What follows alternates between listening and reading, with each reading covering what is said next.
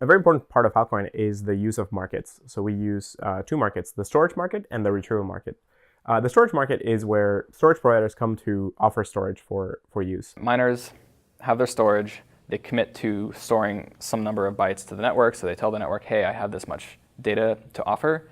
And then they submit a price to the network that they want to accept for storage deals at. And on the other side of the market are the clients, where clients are coming to the market with a specific price point that they want to pay for their data.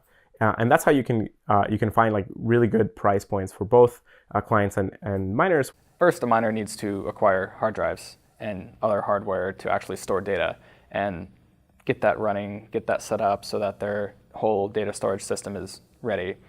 Then they register with the Filecoin blockchain using the Filecoin software and say that I'm a miner, I have this much storage, and then the next step is they tell the network how much, like what the price they want to accept is. Clients first propose a deal, and if the miner accepts, then the client sends the file. Once the miners receive the file, they sign, they finalize the deal, they sign it, and it gets added to the chain. From that point forward, the miner is now has custody of the file and must store it for a duration of time.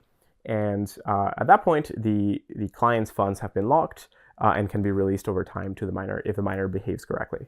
So when the deal happens, we know a few things. One is that the miner has the storage, that the client's funds have been locked for the miner, that there's some collateral at play if the miner stops storing the file, and that the miner is definitely on the hook for storing the file for that duration of time. And if they fail to do it, they will lose some money.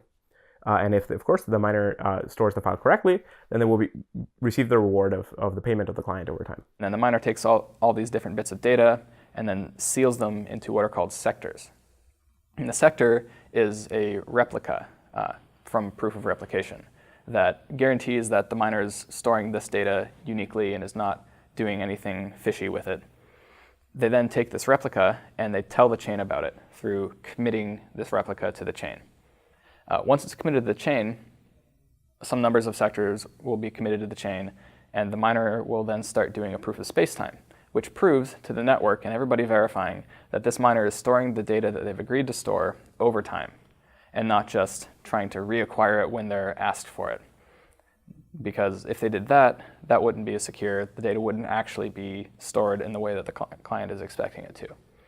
And so the miner is completing this proof of spacetime, which takes a fixed amount of time to do. Once they're done, they end up with a short, succinct proof that says they did have that data that whole time. They submit that to the chain, and then the chain continues moving along.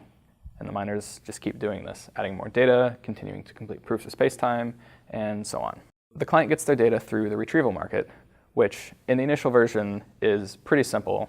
The client will find the miner that has their data, ask them directly for it, offer them some money for it. The miner gets to decide, is that enough money? Do I even have this data?